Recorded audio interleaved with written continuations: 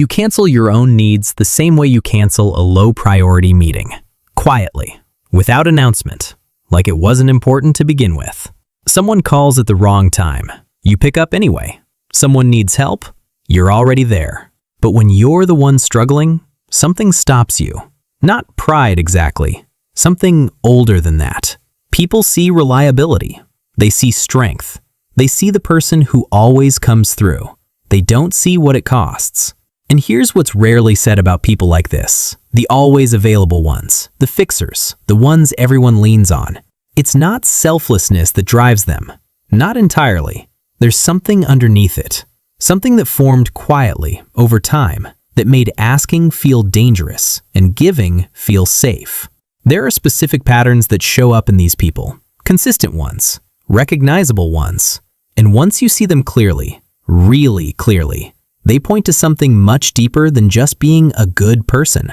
You know the feeling of picking up the phone when you really shouldn't have? You were exhausted. You had your own thing going on, but someone needed you, and that was enough.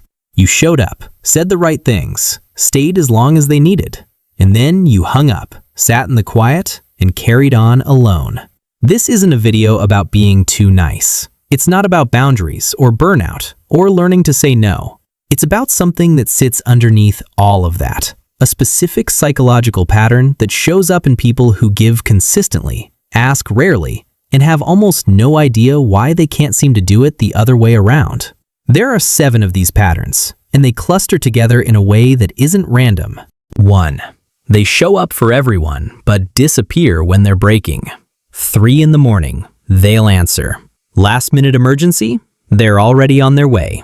The friend who needs to talk, the colleague who's overwhelmed, the family member in crisis. They show up every time without being asked twice. But when it's them, they go quiet. They say they're fine. They handle it in private, or they don't handle it at all. They just wait for it to pass. From the outside, this reads as strength, low maintenance, remarkably self-sufficient. From the inside, it's something closer to disappearing at the exact moment connection is most needed. It's not that they don't want support. It's that something stops them before the thought even fully forms. The asking never quite happens. 2. Asking for help feels like a personal failure. Not inconvenience, not uncomfortable. A failure. There's a difference, and it matters. Discomfort is something you push through. Failure is something you avoid at almost any cost. So they wait. They reframe the need as optional. It's not that serious. They tell themselves they'll figure it out. And if things get bad enough that they genuinely can't manage alone, there's often a layer of shame sitting right underneath the crisis. This looks like independence. It gets described as self-sufficiency, sometimes even admired. But what it actually is an equation that formed somewhere along the way. Needing things equals weakness. And weakness, for reasons that usually have a specific origin, became something that felt genuinely dangerous. The asking doesn't feel hard, it feels wrong. And that distinction between something being difficult and something feeling like a violation of self is where this pattern lives. 3. Being the strong one became their identity, not their choice. At some point, a role got assigned. Maybe it was in the family, the one who held things together when others couldn't. Maybe it was in a friendship group, the one everyone came to. Maybe it was so gradual that there was never a single moment it happened, just a slow accumulation of being the person others leaned on, until that became the only version of themselves they knew how to be. And here's where it gets complicated. The role starts to feel like a personality, like something intrinsic, something they chose because it reflects who they are. But for a lot of people carrying this pattern, there was no moment of choosing. The role was already there when they arrived, placed by circumstance, by family, by being the one who simply held it together when others couldn't. And over time, it stopped feeling like a role at all. If the role disappears, the question underneath it is uncomfortable.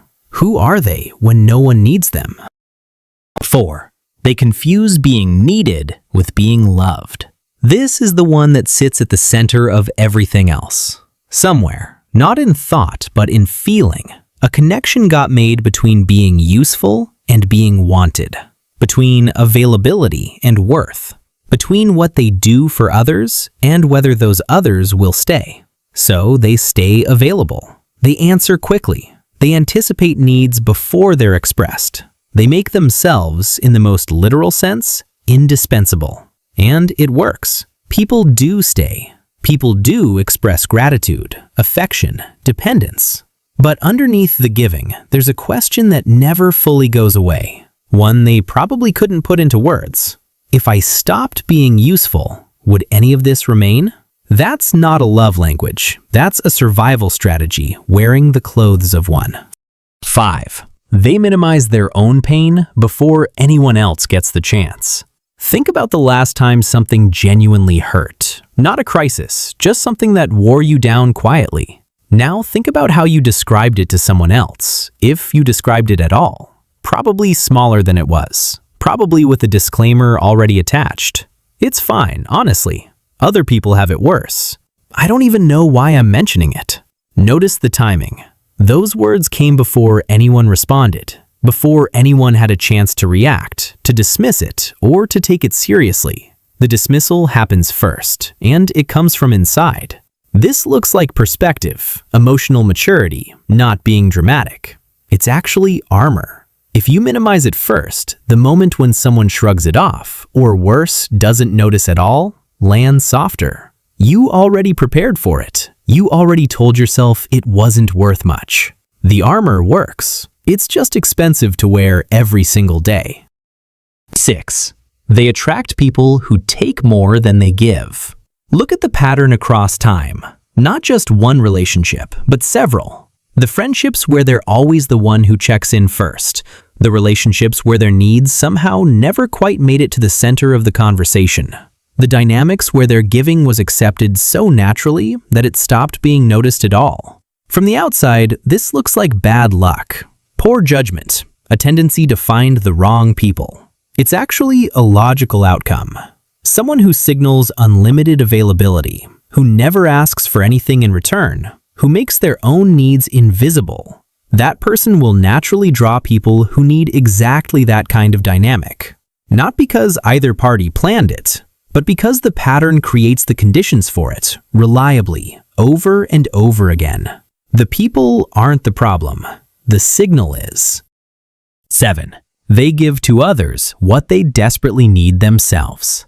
This is the one that, once you see it, reframes everything before it. The checking in, the showing up, the making sure everyone else is okay, the late-night conversations, the practical help, the emotional availability that never seems to run out. Look at what that actually is. It's presence, attentiveness, someone noticing that you exist and that what you're going through matters. Someone making you feel like you're not handling it alone.